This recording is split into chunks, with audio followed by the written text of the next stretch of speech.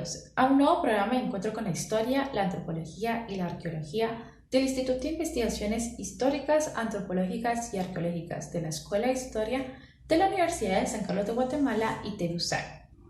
En esta ocasión tendremos la oportunidad de ver el cortometraje titulado ¿Dónde está Rubén Amílcar Farfán?, una producción de Edgar Varillas, texto e investigación por Gabriela Grijalva y narración de Pablo Corleto, en el que nos adentraremos a conocer la historia de vida y el caso de detención y asesinato de Rubén Amílcar Farfán ocurrió en el año de 1984 en manos del ejército guatemalteco, evento que quedó registrado en el Diario Militar, o más conocido también como el Dossier de la Muerte.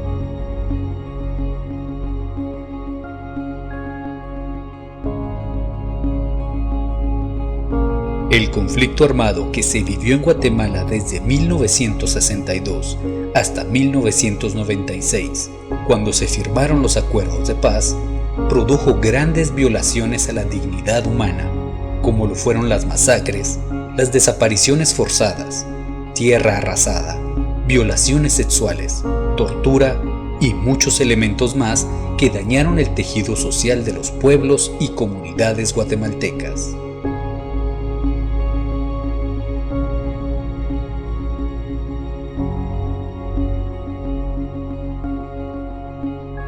El caso del Diario Militar es muy ilustrativo para comprobar la existencia del terrorismo de Estado y la persecución del señalado como enemigo interno por el delito de soñar con otra forma de vida, una forma equitativa que dignificara a las personas de nuestro país. El Diario Militar es un diario de la inteligencia militar guatemalteca que consigna la información de personas capturadas y desaparecidas forzosamente durante el gobierno de Óscar Humberto Mejía Víctores.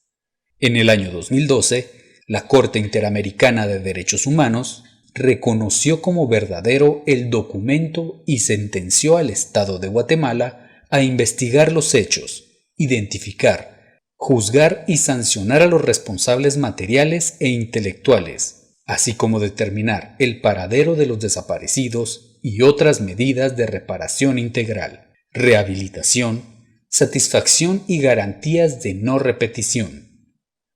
La Corte también dispuso medidas de reparación económica, psicológica y la realización de un documental audiovisual y un parque en memoria de las víctimas. El estudio del caso del Diario Militar es fundamental para la reconstrucción histórica del conflicto armado y para darnos cuenta de que cuando hablamos de víctimas debemos evitar pensar únicamente en cifras y detenernos a analizar que cada uno de los desaparecidos tenía una familia, una profesión y una vida, lo cual hace indispensable buscar justicia y conmemorar su lucha. Cualquiera fuera el pensamiento que llevó a estas personas a organizarse y levantar su voz, les costó la vida a manos de la violencia de Estado. Un Estado que mata a sus ciudadanos para mantener las relaciones desiguales de producción. Este fue el caso de la desaparición forzada de Rubén Amílcar Farfán, a la cual nos acercamos a partir de información obtenida en el Archivo Histórico de la Policía Nacional.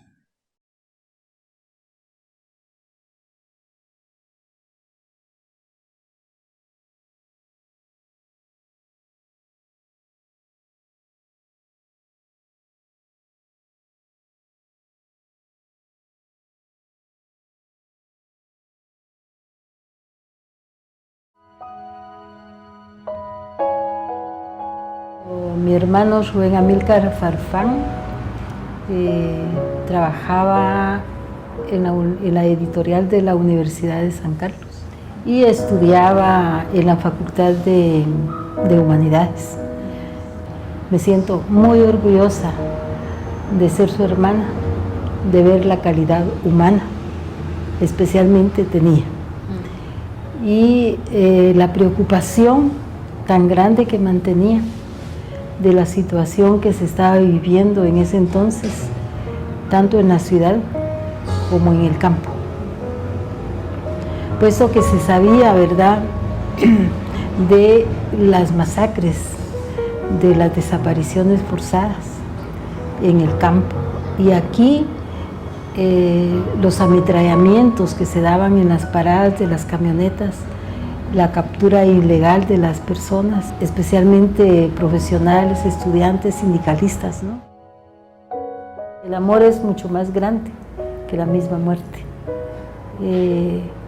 Creo yo que el trabajo que todos los desaparecidos, los masacrados, los asesinados extrajudicialmente no merecen que los abandonemos, merecen que los mantengamos vivos con el reclamo de la justicia, con el reclamo de la verdad.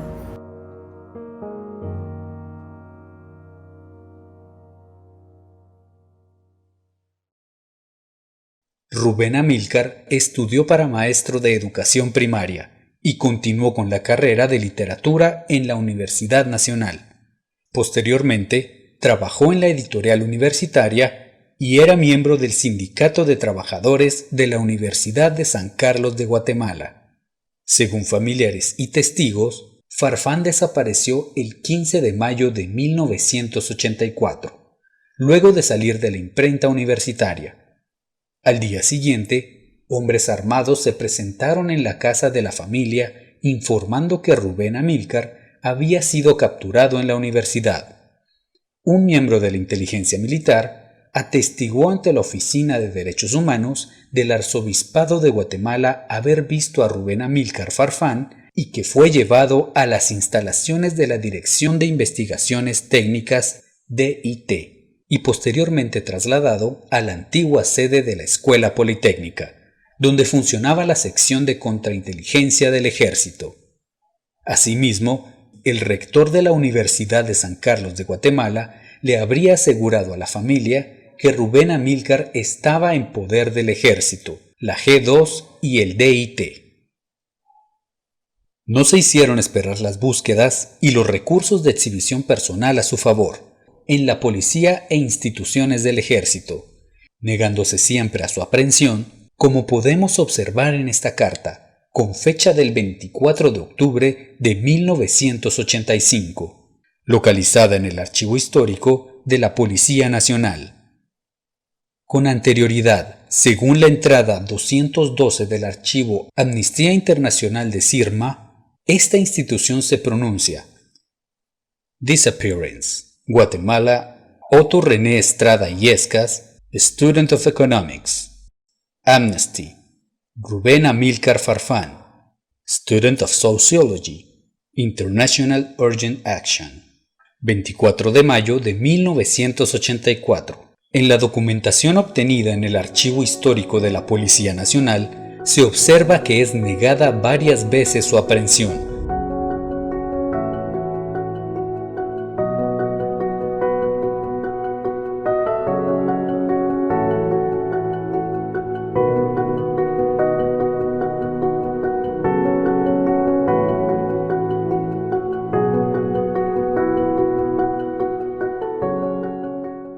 Sin embargo, existe evidencia del seguimiento que se realizaba hacia Rubén Amílcar Farfán y, por otro lado, que las instituciones gubernamentales se interrelacionaban unas con otras para obtener información de los enemigos internos. Si bien algunos documentos no contienen encabezado ni fecha, es notorio el seguimiento a las víctimas, pues se ha clasificado a las personas según su lugar de trabajo y asociaciones a las que pertenecen. En uno de estos papeles, Farfán aparece como trabajador de caminos. Asimismo, en carta con fecha de 8 de julio de 1984, se solicita duplicados de fotocopia y direcciones de una serie de personas incluyendo en el numeral 35 a Rubén Amílcar. El documento no tiene encabezado, por lo cual no se puede saber a qué instancia gubernamental se le solicita la información. Sin embargo, al revisar otros documentos similares a estos, se observó que eran instituciones como Finanzas. En el archivo histórico de la Policía Nacional también se localizó una fotografía de periódico de Rubén Amílcar Farfán, con lo cual seguimos confirmando que fue vigilado por las fuerzas policiales. En la entrada 134 del Diario Militar se afirma que su seudónimo era Vila y que fue capturado en la 12 Avenida y 9ª Calle de la Zona 1. Llama la atención que se refiere a que fue localizado y al oponer resistencia fue asesinado. 300 es la forma de indicar la muerte del capturado. Los restos de Rubén Amílcar Farfán nunca aparecieron. Rubén Amílcar Farfán fue un hombre que luchó por sus ideales y conciencia social que lo llevaron a organizarse en el Partido Guatemalteco del Trabajo, PGT, lo cual requería de mucho valor y convicción. Su familia aún lo busca y su corazón grita: ¿dónde está Rubén? Necesitan sus restos para cerrar su luto y tortura psicológica, pero sobre todo, claman por justicia. Una tarde subo una alta loma, miro el pasado, sabrás que no te he olvidado. Yo te llevo dentro hasta la raíz, y por más que crezca vas a estar aquí. Aunque yo me oculte tras la montaña y encuentre un campo lleno de caña, de una manera mi rayo de luna, que tú te vayas, que tú te vayas.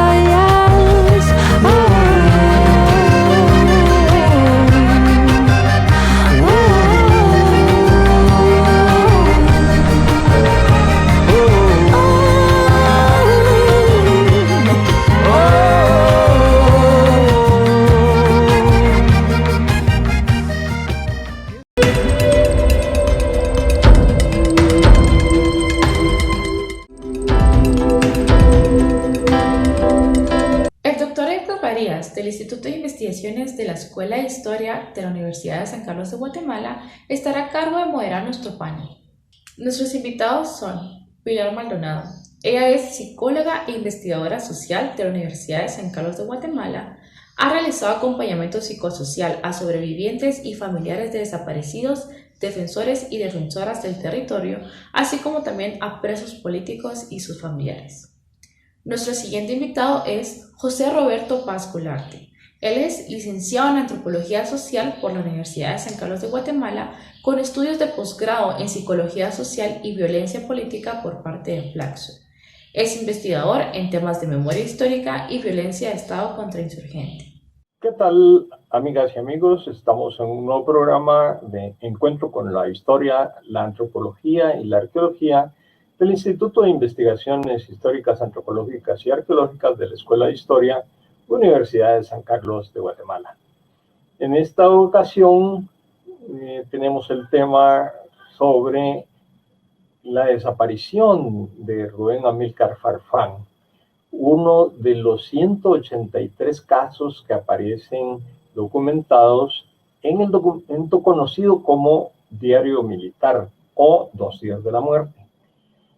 Este documento, que fue hecho público en 1999, contiene listas, contiene fichas, contiene información abundante, y uno de esos casos, como digo, es el de Rubén Amílcar Farfán.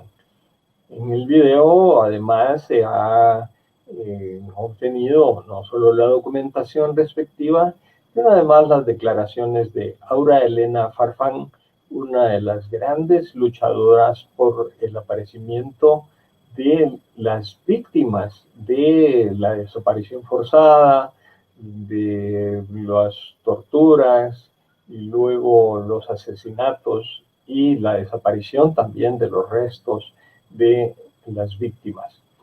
Para conversar en torno a esta película, y en torno a los temas que trata la película tenemos dos invitados. Por un lado tenemos a Pilar Maldonado, psicóloga, y a José Roberto Paz, antropólogo.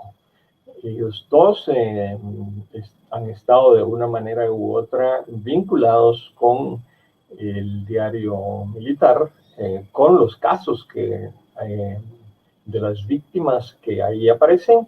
Así es que le damos la bienvenida. Bienvenida, Tilly, en primer lugar. Hola Edgar, buenos días. ¿Qué tal, José Roberto? Buen día, Edgar, ¿cómo estás? Pues bien, gracias. Muchas gracias por aceptar la invitación para dialogar en torno a este documental y en torno a los hechos que ahí se evidencian. Debo recordar que este documental se hizo con base a un texto de la investigadora Grijalva, quien, con base a los archivos tanto del diario militar como del archivo histórico de la Policía Nacional, pudo reconstruir el caso de la desaparición de Rubén Amílcar Farfán. Y ahora vamos a los temas más generales. Comencemos hablando, ¿qué es el diario militar? ¿De qué va este documento? Comencemos, si quieren, con Pili. Pilar, por favor. El diario militar es un documento, ¿verdad?, que fue hecho público en 1999, ¿verdad? Kate Doyle ahí compartió, digamos, este documento que había llegado a sus manos, y pues el documento registra, ¿verdad?, el nombre de aproximadamente 195 personas, hombres y mujeres guatemaltecos, que en su mayoría estaban organizados para cambiar este país lleno de injusticias y de terror, ¿verdad? El documento se refiere al periodo del gobierno de Mejía Víctores, y pues es escalofriante, ¿verdad? El ver en la situación, digamos, de represión que se vivía en el país, el control riguroso que tenían desde el Estado, ¿verdad?, que permitía pues ahí tener una fotografía, ¿verdad?, e información, digamos, de personas pues que estaban tratando de, que pensaban diferente, ¿verdad?, que no estaban dispuestas a callar, y que denunciaban las injusticias y la represión que se estaba viviendo, ¿verdad? Pues como decía, es un documento que se hizo público en 1999, que es muy, muy importante para la historia de Guatemala, ¿verdad?, porque permite asumir la responsabilidad social que existe, digamos, alrededor de un país que sigue teniendo una gran deuda de justicia para más de 45,000 víctimas desaparecidas y 200,000 víctimas mortales, sus familiares, pero también la sociedad, que el día de hoy pues carece de ese liderazgo de muchísima gente que estaba plasmada en ese documento, y probablemente en otros documentos similares que el Estado generó para reprimir, controlar, secuestrar y desaparecer a sus ciudadanos que estaban denunciando la injusticia que se daba en el momento, ¿verdad? Gracias. José, ¿tienes algo más que agregar en ese sentido? Sí, bueno, el diario militar, quiera que no, hay que verlo como un documento de inteligencia militar, de seguimiento hacia personas, ciudadanos y ciudadanas guatemaltecas, donde se registran, como lo dijo Pili, desde fotografías hasta características físicas, también datos sobre sus familias, datos personales, y donde se ve que se da un seguimiento hacia esas personas, se va registrando información para posteriormente ya sea secuestrarlas, asesinarlas en algún momento, ¿verdad? Y sí es bastante escalofriante porque vemos cómo un Estado reprime y da seguimiento a la propia ciudadanía, ¿verdad?, que supuestamente debería de haber defendido. Nada más. El diario militar, cuando fue presentado, casi inmediatamente surgieron las voces diciendo que era un documento falso. Sin embargo, hay otros documentos y otras fuentes que nos hablan de la autenticidad del diario militar. ¿Cómo podemos estar seguros que este es un documento verdadero, verídico, que no es una falsificación histórica? Bueno, yo creo, digamos, que cuando se trata de violentar, cuando un país, digamos, decide reprimir a los ciudadanos y ciudadanas que debiera proteger, pues prácticamente está actuando desde la lógica de que ese Estado plantea a estos ciudadanos como enemigos, ¿verdad? Y entonces lo primero que se hace es deslegitimar esas voces de denuncia. Y entonces es lógico, ¿verdad?, que la primera reacción alrededor de la aparición del documento sea que quieran dudar de su autenticidad o que quieran plantear que sea falso. Y en ese sentido yo creo que es bien importante la reconstrucción de la memoria y lo que esos familiares y sobrevivientes de esas detenciones y torturas tienen que decir, ¿verdad? Porque pues cuando escuchamos las historias y las declaraciones de ellos, se encuentra ahí una lógica con esa persecución que se plantea desde el documento, ¿verdad? O sea, los familiares tienen ahí, digamos, esa otra parte, digamos, de la verdad en la que plantean cómo fue la búsqueda, cómo fue la persecución, en qué situación y circunstancias se llevaron a sus familiares, y eso en definitiva pues va casando ahí con la realidad esta de control y de represión que plantean el documento. Entonces sí me parece muy importante decir que más allá de que siempre que el Estado o quienes estuvieron involucrados en esa represión señalan de falsa alguna prueba de este tipo, pues están persiguiendo en definitiva deslegitimar la verdad de esas personas, seguir ocultando y seguir negando los hechos, ¿verdad? Entonces, más allá, digamos, de discutir su autenticidad o no, que me parece que pues sí es algo importante, pero que además existe toda la otra gama de situaciones que acompañan esa memoria, ¿verdad? O sea, si vamos nosotros a la hemeroteca, vamos a encontrar a las mujeres y a los hombres del grupo de apoyo mutuo hablando de estas situaciones y denunciando historias y relatos que son congruentes y consecuentes con el documento, ¿verdad? Entonces, pues por ahí vería yo la legitimidad del documento y esa necesidad de plantear que no lo es, está vinculada a mantener la impunidad y seguir ocultando, ¿verdad? Y pues sí me parece muy importante decir que esta verdad, digamos, esta verdad que está escrita en los papeles, pues se complementa con los testimonios de los familiares, pero además también con los testimonios de la gente que vivió esos tiempos, ¿verdad? Y que podía ver, pues, cómo se llevaban a la gente de sus casas, aunque en el momento no hubiera condiciones para denunciarlo. Roberto, ¿tienes algo más que agregar ahí en eso? Sí, bueno, creo que es conveniente entender de que el diario militar es el contexto en el que surge, es en el contexto de la represión, de la Guerra Fría. Y como estudiamos este diario, vemos el elemento del enemigo interno, ¿verdad? Bastante marcado dentro de sus páginas. Vemos cómo el Estado persigue a la ciudadanía y cómo le da este seguimiento. Y esto pues responde a un momento histórico en el que el Estado guatemalteco se configura un Estado contrainsurgente. Esto quiere decir que sí tiene una lógica, sí se adapta perfectamente al contexto histórico en el que se estaba dando este tipo de acciones por parte del Estado. Por otra parte, como dice Pilar, pues se acopla también muy bien a los testimonios tanto de las organizaciones de víctimas como los sobrevivientes y los familiares de las personas que entran dentro del diario militar. Por otra parte, también se puede comprobar que el diario es real, pues también haciendo las comparaciones con otros acervos archivísticos, tanto como el acervo del Archivo Histórico de la Policía Nacional, como otros archivos históricos, como el del Estado Mayor Presidencial, ¿verdad? Ahora, Kate Doyle fue la que dio a conocer el diario militar.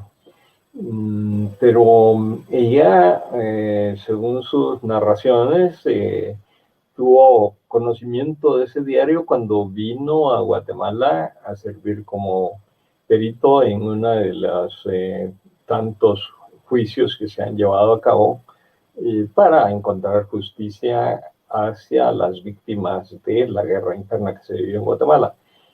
Y luego el documento le fue llevado a Estados Unidos, en donde fue sometido a un escrutinio bastante fuerte para determinar la veracidad. ¿Cómo consideran ustedes que ha sido el papel de Kate en todo este proceso? Bueno, a mí me parece importante lo que decís, Edgar, precisamente porque cuando hablamos del diario militar, sin duda alguna hay que hablar, digamos, pues de la inteligencia militar en este país, ¿verdad? Y yo sí creo que desde lo psicosocial, desde lo social, desde lo histórico es muy importante plantear, por ejemplo, que estos secuestros, estas detenciones y esta tortura se perpetraba desde, en muchos casos, sobre todo la detención de la gente que fue desaparecida por gente vestida de civil, ¿verdad? Y traigo todo esto a colación porque pues creo que es evidente entonces que si Kate Doyle da a conocer el documento y pasan las cosas de esa forma, es precisamente porque pues no había en otro momento el contexto que permitiera también que el documento le pudiera ser entregado y pues salir fácilmente a decir aquí lo tengo, ¿verdad? Porque pues definitivamente mucha de la gente que veía a los vestidos de civil que se llevaban y detenían a los desaparecidos, probablemente dentro de sí pensaba que era el ejército, ¿verdad? Pero esa situación de que se vistieran de civil, pues fácilmente para no ser perseguido tú, te hacía pensar o decir tal vez, pues que era delincuencia común, ¿verdad? O que podían ser guerrilleros. Entonces, pues digo todo esto para terminar diciendo que me parece que es el momento en el que podía hacerlo, ¿verdad? En ese contexto, que no hubiera podido, pues que no era fácil señalar en ese momento, ¿verdad? Y por eso la importancia y la valentía de los familiares y de quienes en el momento reaccionaron, pero que probablemente haber hecho público el documento en otro momento, pues hubiera sido una situación de mucho peligro para ella, para su familia y conociendo este estado y cómo funciona, ¿verdad?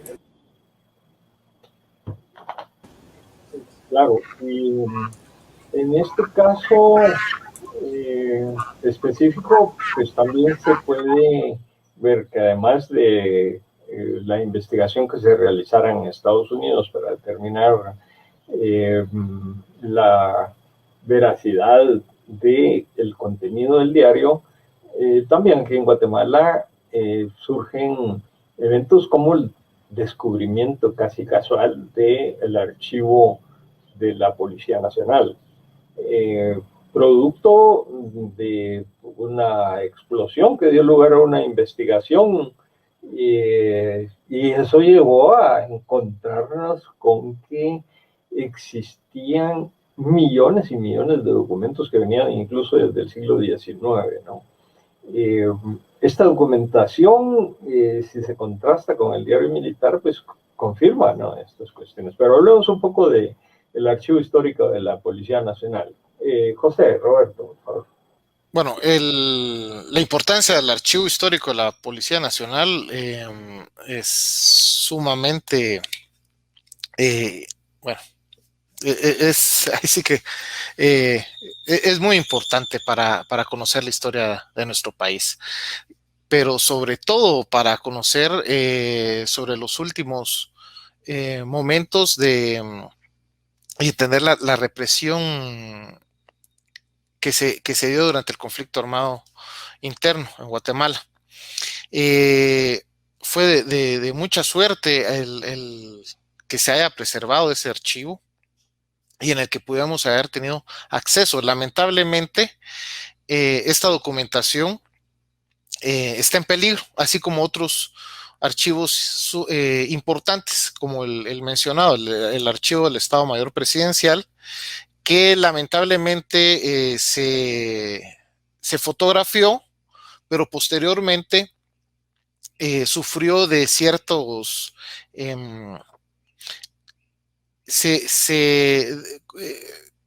se eliminaron ciertos documentos importantes que están dentro de ese archivo y posteriormente pasaron al Archivo General de Centroamérica. Lamentablemente no hay cuando se coteja el archivo fotografiado con el archivo físico, vemos de que hay documentos faltantes.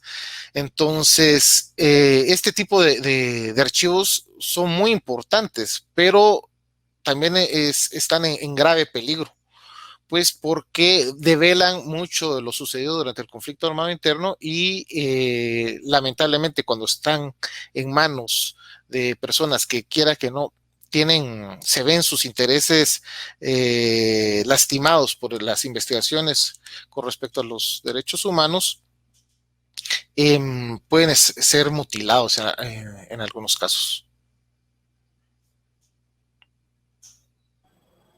En el documental, y según el texto de la investigadora que lo realizó, pues las familias también aportan información y las familias han sufrido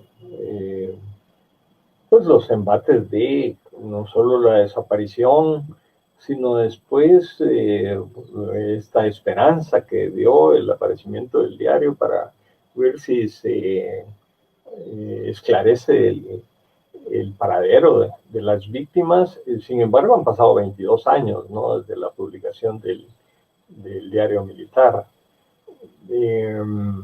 Y aún pues, la mayor parte de las víctimas, sus restos pues no aparecen.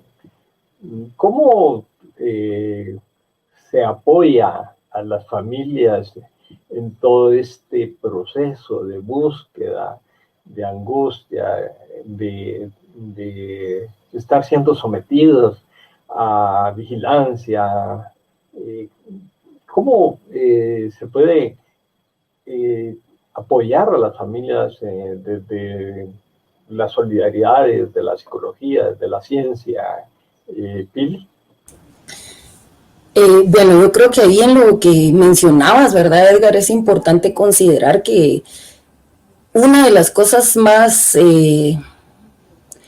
pues voy a decir otra vez importante, ¿verdad? Pero una de las cosas más importantes, digamos, de esclarecer la situación de desaparición forzada es que la desaparición forzada es un delito de carácter permanente, ¿verdad? Mientras las personas no puedan tener acceso a la verdad y al paradero de sus familiares, va a haber ahí una situación de angustia y incertidumbre que no se detiene, ¿verdad?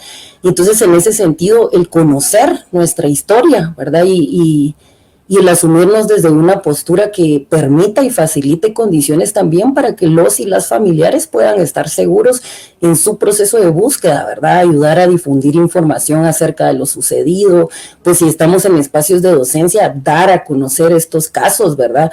Hablar de eso en todos los espacios que podamos, porque en definitiva el carácter social de la situación, si no se aborda, pues deja en una situación mucho más complicada a los familiares, ¿verdad? Y pues otra de las cosas que yo diría es estar muy observantes, ¿verdad?, de la situación, digamos, del sistema de justicia, que en general nos afecta a todos, pero que en este momento pues afecta directamente, digamos, a quienes están en sus procesos legales de búsqueda de justicia.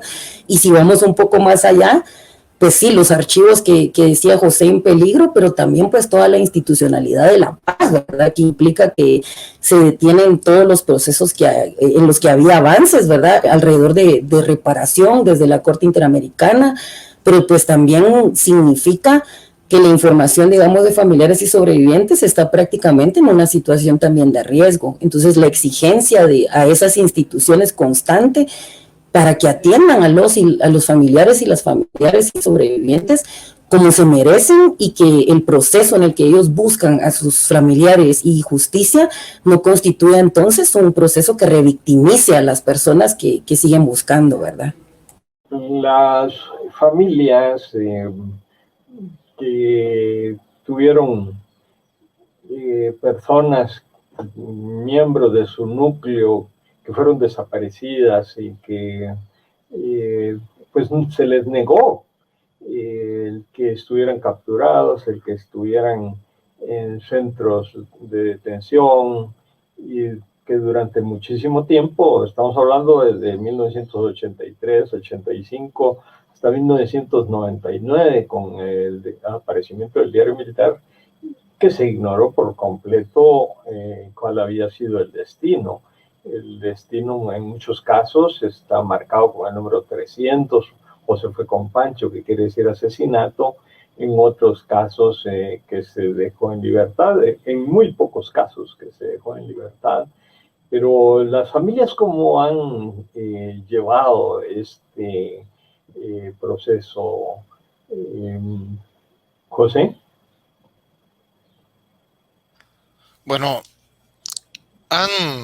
quiera que no, el golpe de perder un ser querido durante el conflicto armado es un golpe sumamente duro, y principalmente si a esto le sumamos la estigmatización que causa el que esta desaparición o muerte se ha dado por que la persona haya estado en rebeldía sobre un estado tan represor como lo era el estado de Guatemala en esos tiempos.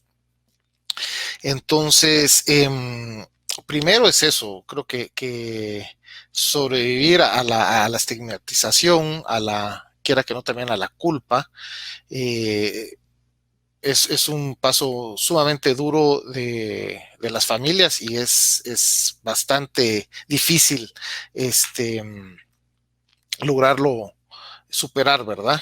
Sin embargo, vemos a muchas familias que se organizan y que no se cansan de pedir justicia para esclarecer los sucesos, ¿verdad? ¿Qué fue lo que pasó con sus familiares? ¿Quiénes fueron los responsables de su desaparición o asesinato, ¿verdad? Y también de crear una mejor sociedad a partir de estos duras experiencias que a nivel como nación la vivimos todos y todas, ¿verdad? En una u otra manera. Entonces, es muy importante para la familia, pues que se den estos procesos de justicia, ¿verdad? Lograr cerrar este círculo tan doloroso que es el haber perdido sus seres queridos. Ahora, cuando se habla de justicia, generalmente se habla de una justicia de carácter legal, ¿no? Es decir, justicia, bueno, ahí están los juzgados y ahí están las sanciones, pero actualmente ha cambiado ese concepto, esa visión, esa concepción, hacia un concepto más amplio. La justicia es también buscar esa sociedad que las víctimas de la guerra interna estaban anhelando, ¿no? Es decir, no solo se trata de encontrar y sancionar a los culpables de los delitos de lesa humanidad, sino además de buscar esos sueños que perseguían los desaparecidos, ¿no? Es decir, la justicia va más allá de los aspectos legales, ¿no es así? Sí, bueno, yo creo que en ese sentido sí es bien importante, digamos, pues hablar de los sentidos de justicia, ¿verdad? Porque, pues como bien decías, Edgar, cuando pensamos en justicia en Guatemala, inmediatamente pensamos en la ley, ¿verdad? Y la ley no necesariamente da cabida a todas las peticiones legítimas que puedan hacer sentir no solo a los familiares y a los sobrevivientes reparados, sino también a quienes, como decía José, de otras formas, pues han sido tocados por lo que esta violencia significa, ¿verdad? Y en ese sentido, pues creo que es oportuno hablar de que en esta situación de pandemia, que ya llevamos más de un año, ¿verdad? Eso ha significado un montón de cosas para la población en general, pero seguimos teniendo un gobierno corrupto, ¿verdad? Que privilegia la situación económica de un pequeño grupo en detrimento de la mayoría de la población. Y entonces sí creo que es necesario rescatar y nombrar ese proyecto político que estaba representado en los y las desaparecidas, ¿verdad?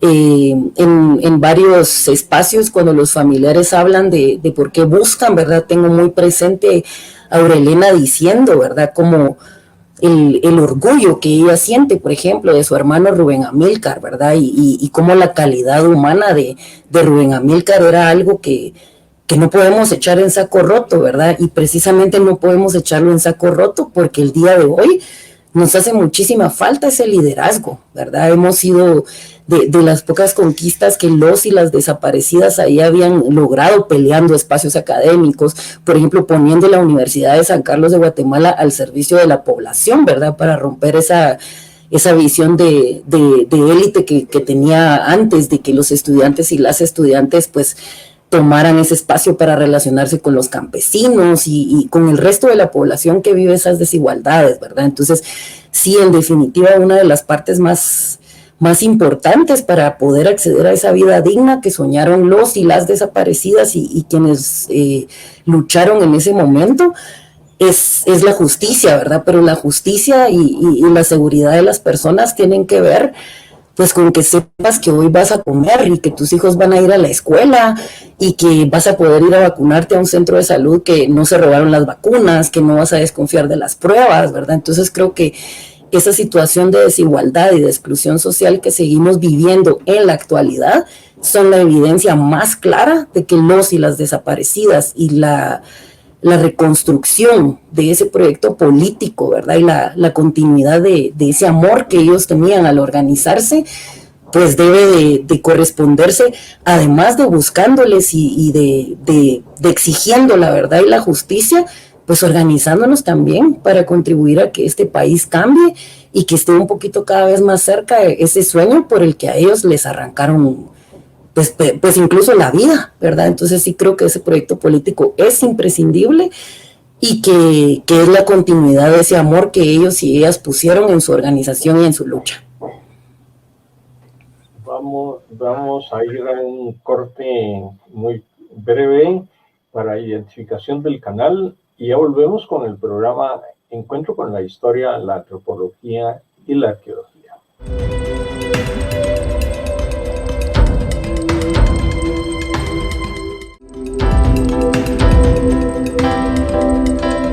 Bienvenidos de nuevo a nuestro programa Encuentro con la Historia, la Antropología y la Arqueología. Estamos conversando con Pilar Maldonado y con José Roberto Paz sobre el documental, el cortometraje documental sobre la desaparición de Rubén Amílcar Farfán. En torno al diario militar, en torno al archivo histórico de la Policía Nacional y en torno a las desapariciones forzadas que ocurrieron entre 1983 y 1985. Las familias de las víctimas que aparecen en los documentos oficiales buscaron a nivel nacional encontrar una respuesta ante la desaparición y acudieron a los tribunales, acudieron a la policía, acudieron a las dependencias del ejército, a los hospitales, a los bomberos, etcétera. O sea, la búsqueda fue intensa en todo sentido. Al no encontrar una respuesta del Estado guatemalteco, se vieron en la necesidad de acudir a instancias internacionales. Eso así como, en primer lugar, fueron a la Comisión de Derechos Humanos del Sistema Interamericano y luego a la Corte Iberoamericana de Derechos Humanos. Entonces, ese proceso de pasar de la búsqueda nacional a la búsqueda internacional, ¿cómo fue, José? ¿Podrías relatarnos algo en torno a esto, por favor? Sí, bueno, lamentablemente vemos cómo el Estado guatemalteco sigue vulnerando los derechos de tanto de las víctimas como de los sobrevivientes del conflicto armado, ¿verdad? Pues si en algún momento se pensó de que no había garantías políticas para lograr obtener la justicia cuando se dieron estos hechos, pues posteriormente a la firma de la paz se pensaría de que la justicia alcanzara a los victimarios y también resarciera a los sobrevivientes y también la memoria de las víctimas, ¿verdad? Lamentablemente vemos que el Estado guatemalteco se resiste a esto, sigue jugando un juego de impunidad sobre los responsables. Entonces, a las organizaciones y las víctimas, las familiares de las víctimas, los sobrevivientes, se ven en la necesidad de recurrir a tribunales internacionales para poder hacer presión al Estado guatemalteco de poder hacer justicia sobre estos casos, ¿verdad? Es sumamente triste porque vemos otra vez cómo el Estado guatemalteco le da la espalda a la ciudadanía, reniega sobre su responsabilidad frente a estos hechos, su responsabilidad histórica, y seguimos como pues negando lo sucedido, ¿verdad? Es sumamente triste. Sin embargo, es el camino que han encontrado las víctimas, pues frente a un Estado que, como les dije, les da la espalda, ¿verdad? Sin embargo, han logrado ciertos triunfos, sobre todo en la Corte Interamericana de Justicia, que hace presión hacia el Estado guatemalteco para poder resolver estos casos. Sin embargo, hay todavía mucho, falta mucho, ¿verdad? Para poder llegar a que podamos darles un cierre total a este proceso de justicia. La Corte Interamericana de Derechos Humanos efectivamente dictó sentencia en el 2012. Es decir, han pasado ya bastantes años, casi 10, desde que se dictó la sentencia. Y la sentencia era muy clara al decir que se daban 2 años al Estado para que cumpliera con lo estipulado las sanciones para el Estado guatemalteco. Ese tiempo transcurrido, pues obviamente ha repercutido también en la necesidad de las familias, ¿no? Una de las críticas hacia esta sentencia es que tanto la entidad que acompañó jurídicamente a los familiares de las víctimas como los mismos familiares lo que buscan es sencillamente un resarcimiento económico. La sentencia va muchísimo más allá que una sencilla reparación económica, ¿no? Además de que la reparación económica no va a restituir la vida, ni los sueños, ni las demandas de las víctimas, ¿no? Entonces, estos años que han transcurrido desde la sentencia, ese incumplimiento de parte del Estado, ¿cómo lo ves, Pili? Bueno, yo creo que lo decía José ya y lo decía Edgar, ¿verdad? Ha sido un camino complicado alrededor de la búsqueda, ¿verdad? Porque pues desde el primer momento en que quienes se animaron a ir y buscar, el Estado lo que ha hecho es negarlo, ¿verdad? Y han encontrado las formas de seguir en la línea de ese ocultamiento y de esa negación, ¿verdad? Y me parece muy importante decir pues que en 2012 que hay esta sentencia, pues si no estoy mal, ese mismo año o el siguiente, por ejemplo, el gobierno de Otto Pérez Molina es declarado en desacato por el cumplimiento de 14 sentencias, ¿verdad? Y en este momento, pues, después de Otto Pérez, pues viene Jimmy Morales y ahora nos encontramos nuevamente con un gobierno que abiertamente, pues, tiene simpatía con el militarismo, con el ejército, ¿verdad? pues con un gobierno que le ha dado continuidad a la política de impunidad, ¿verdad? Y pues, ¿qué significa esto? Para muchos familiares ha significado la imposibilidad de ver ese pequeño camino que se abre a la justicia, ¿verdad? Que no hayan cumplido con esa sentencia y que no hayan acatado el resolver significa más desgaste, pero además se ve también la falta de voluntad en las pequeñas cosas, ¿verdad, Edgar? Porque la poca gente que acá en Guatemala pudo lograr un proceso de resarcimiento, como bien decís, fue un resarcimiento igual a nivel nacional, económico, mal acompañado, no de manera integral, en el que incluso no hay la claridad de que el resarcimiento económico se refiere a la situación de pérdidas concretas y objetivas y materiales que sufrís en la situación de persecución en la que desaparecen a tu familiar.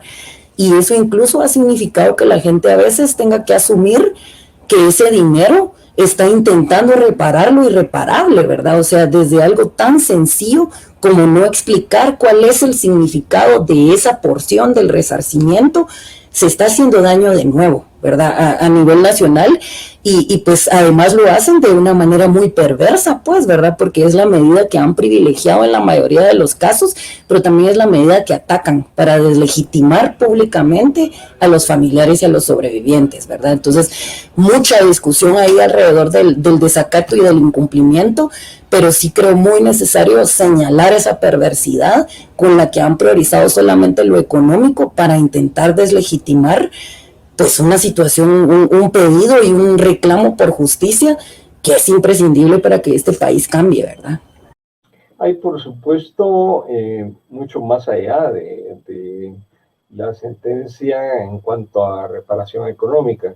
Y esa reparación económica a veces es muy significativa porque muchas de las madres, de los padres, de los hermanos, han desaparecido en todo este tiempo de reclamar justicia.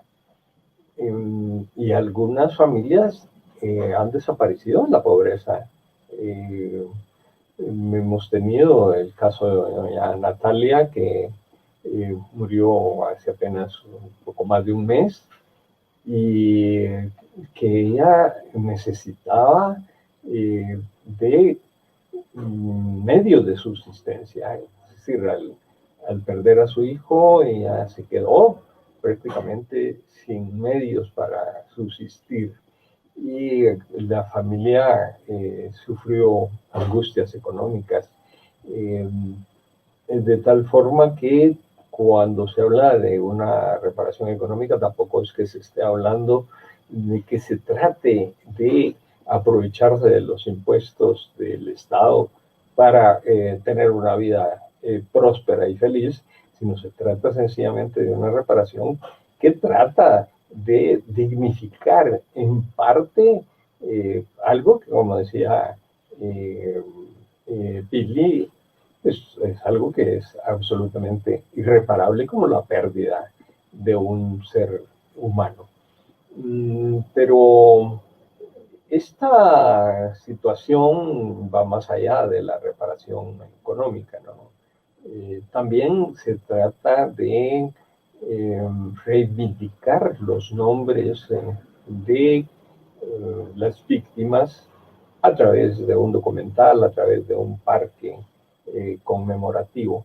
Es decir, aquí interviene también otro aspecto fundamental de la búsqueda de los desaparecidos, que es la construcción de la memoria. Una memoria que se imponga a la historia oficial. ¿Qué nos puede decir al respecto, José?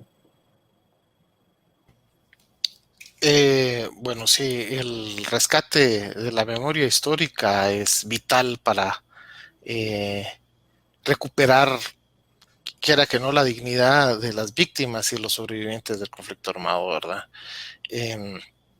Conocer realmente qué fue lo que sucedió y qué fue de ellos, quiénes fueron los responsables y qué fue lo que sucedió. Eso es vital, no solo para las víctimas y los familiares y los sobrevivientes, sino que como sociedad guatemalteca es necesario escarbar, limpiar bien la herida y saber qué fue lo que sucedió durante esos años para poder ir creando una mejor sociedad. Eso es vital. Y también ir desnudando también esta, eh, bueno, desnudando en el sentido de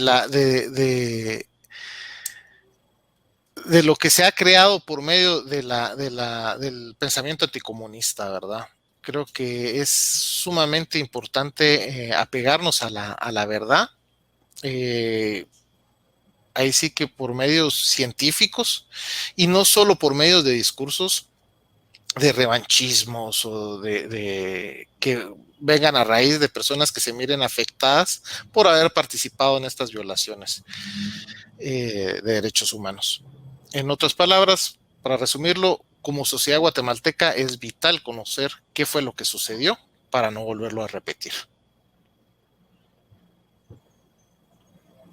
Gracias. En el caso de Rubén Amílcar Farfán, los compañeros de estudios en la Facultad de Humanidades lo recuerdan como una persona seria, callada, pero sumamente estudiosa. Una de sus compañeras de estudio me contaba que en clases que no eran exactamente de literatura, que era lo que estudiaba, y el profesorado de enseñanza de las letras y la literatura, y él siempre respondía porque tenía más conocimiento que los otros compañeros sobre temas, por ejemplo, de historia. Es decir, Rubén Amílcar era una persona que se preparaba, que era un humanista completo, que a través de su lucha trataba de poner en práctica las cuestiones y las concepciones del mundo que él absorbía a través de la literatura, a través de sus discusiones, a través de sus reflexiones. Y así como él, como esa dimensión humana, cada una de las víctimas tiene una historia particular de vida. Lo dice la autora del texto, el documental. Cuando se habla de víctimas, no tenemos que hablar solamente de cifras, ¿no? Y esto creo que es algo que hay que remarcar muy profundamente, ¿no? Así es que, Pili, para ir cerrando este programa, yo te dejaría con esa reflexión. Las víctimas no son solo cifras, ¿no? Son seres humanos que tuvieron una vida que fue violentada y que fue cortada de cuajo y que se cortaron los sueños, las esperanzas y la lucha. Sí, yo creo que es bien importante resaltar eso, ¿verdad? La calidad humana de las víctimas, porque es precisamente parte del proceso en el que el Estado estigmatiza, criminaliza y sataniza, ¿verdad? Y convierte a la persona humana que sueña con un espacio de vida digna y lo despoja de su nombre, ¿verdad? Y le concede ahí un número para querer borrar toda esa fuerza que implicaban esos desaparecidos y las desaparecidas. Y en ese sentido sí creo que buscarlos, ¿verdad? Saber qué pasó con ellos, pero sobre todo tratar de orientarnos a tratar de pararnos en ese espacio de dignidad donde ellos, a pesar del terror más cruento, decidieron organizarse para luchar por sus familias, pero también por la sociedad, ¿verdad? Entonces, sí, nos hacen falta a todos y a todas, y la mejor forma de rendirles homenaje, aparte de buscarles y de hacer justicia, es tratar de seguir su ejemplo y sus pasos. Gracias. José, tus palabras de conclusión para este programa, por favor. Bueno, regreso a la importancia de luchar por una memoria histórica real, ¿verdad? Luchar contra ese discurso que vemos en la actualidad todavía impregnado de tanto odio y del pensamiento anticomunista y negacionista por parte del Estado. Vemos cómo el Estado sigue con políticas que hacen regresar a esos tiempos donde se dio la crisis del conflicto armado, ¿verdad? Somos un país sumamente desigual. Vemos cómo la institucionalidad de la paz se va cerrando. Vamos viendo un Estado mucho más separado de los intereses genuinos de la ciudadanía guatemalteca, y esto no lo podemos permitir. Conociendo el pasado va a ser la herramienta eficaz que servirá para ir construyendo un mejor futuro, ¿verdad? No es revanchismo, no es que, ¿cómo se llama?, que la izquierda ahora se quiere vengar. No, es conocer el pasado para construir un mejor futuro. Pues la sentencia de la Corte Interamericana de Derechos Humanos fue contra el Estado de Guatemala, pero en la actualidad se sigue un juicio contra los responsables de los delitos de lesa humanidad. De hecho, este juicio se diferencia del de la Corte Interamericana, en que si aquel señalaba al Estado, ahora se señala a personas particulares. Y esto no cabe duda que ha tenido una repercusión, y otra vez el intento de desacreditar la lucha por la obtención de justicia. Ante esta situación, las ciencias sociales tienen que responder desde la historia para dar lugar a la memoria, y también desde la formación de los archivos.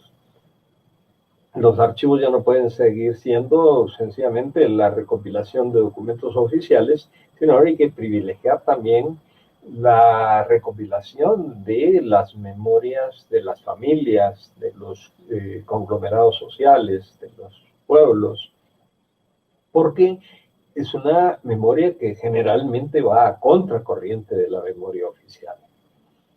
Al agradecer la atención a este nuevo programa de Encuentro con la Historia, la Antropología y la Arqueología, les invitamos a reflexionar sobre estos temas y a que nos sigan acompañando en nuestros próximos programas. Seguiremos tocando temas que consideramos que puedan ser de interés para la sociedad guatemalteca.